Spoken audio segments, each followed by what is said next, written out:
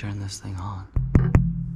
Oh, the red light's on, bro. Welcome back, guys. My name's Jay. Today we're gonna be covering 4 key points from Frank Turek's book, I Don't Have Enough Faith to Be an Atheist. All right, I'm going to try and give evidence for God, and this is all in our book, I Don't Have Enough Faith to Be an Atheist. The first piece of evidence is the beginning of the universe. The second is the fine-tuning of the universe. The third is the existence of objective moral values. And the fourth is the resurrection of Jesus Christ. So let's start here at the beginning of the universe. And this is what some people say is the Big Bang. Now, I know some Christians in here are going, Frank, we don't believe in the Big Bang. Look, I believe in the Big Bang. Einstein knew in 1915 or 16 that space, time, and matter were correlative, that they came into existence together, that at some point, space, time, and matter had a beginning. Now, it wasn't just Einstein that knew this. Many other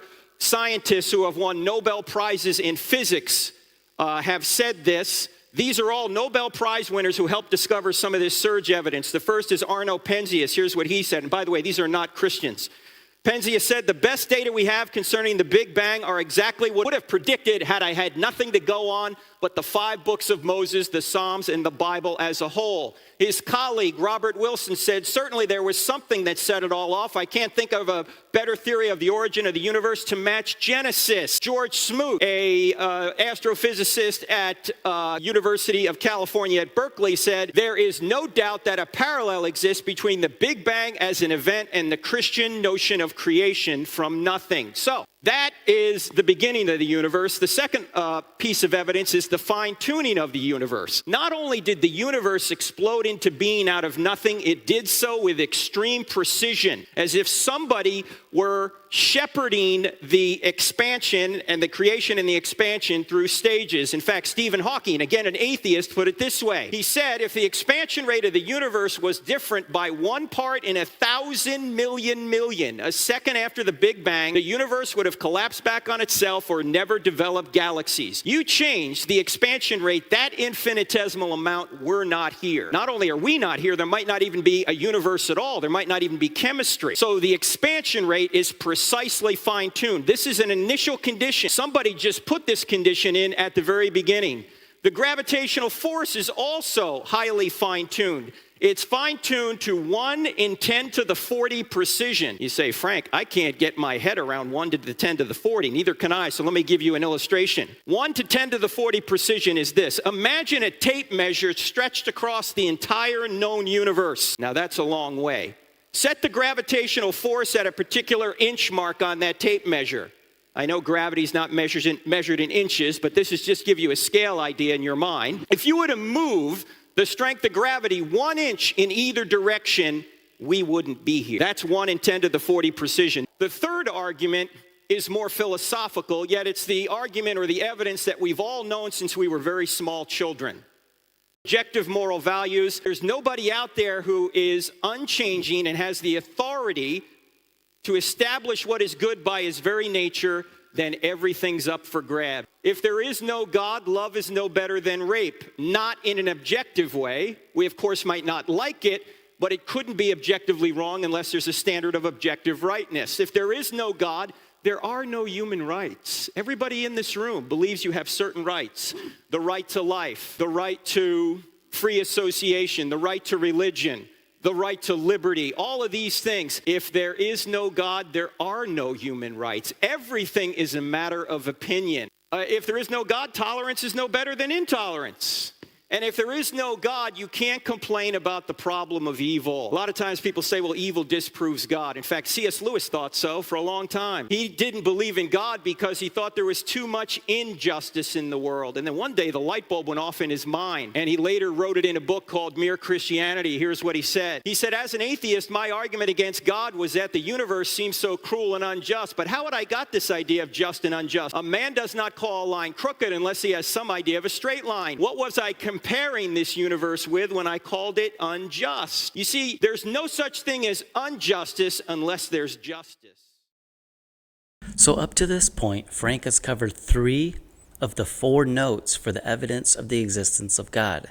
I wanted to pause the video here and take a second. Frank will conclude with his 4th and most important point. But before he does that, take a look at this next clip right here. Let's jump back in. In fact, you could put it this way. The shadows prove the sunshine. In order to have shadows, you have to have sunshine. Oh, you can have sunshine without shadows. You can have good without evil, but you can't have evil without good.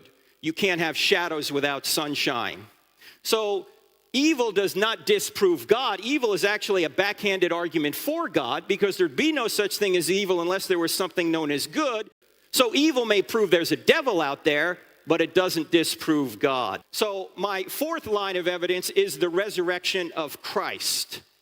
The resurrection of Christ, and this, of course, is evidence directly for the Christian God. There's a lot of evidence here that I can just skim over, but let me point out when it comes to the resurrection, we have early testimony. Most, if not all, the New Testament documents are written prior to 70 AD. A couple of reasons we know this is because the temple and the city of Jerusalem were destroyed in 70 AD, and not one New Testament document mentions it. They would not have left that out. It's too big of a deal. And in fact, even several books in the New Testament are written as if the temple and the city of Jerusalem are still standing when they're writing. And there's data in the documents that go all the way back to the event itself, particularly in 1 Corinthians chapter 15. There's an ancient creed which names all the witnesses of the resurrection, and this creed dates to pre-40 AD. Even atheist scholars admit this. We have very early testimony. Secondly, we have eyewitness testimony.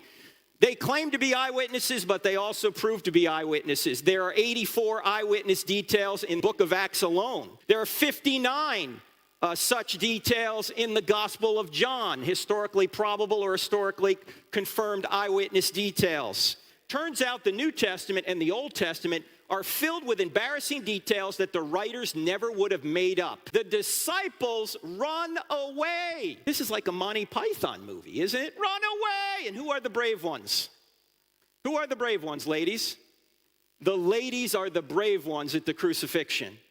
And by the way, all 4 Gospels say the women were the first witnesses. They wouldn't have done that in that culture. Why? Because a woman's testimony was not considered on par with that of a man. See, but the New Testament and the Old Testament are filled with all this embarrassing stuff. Also, there's excruciating testimony.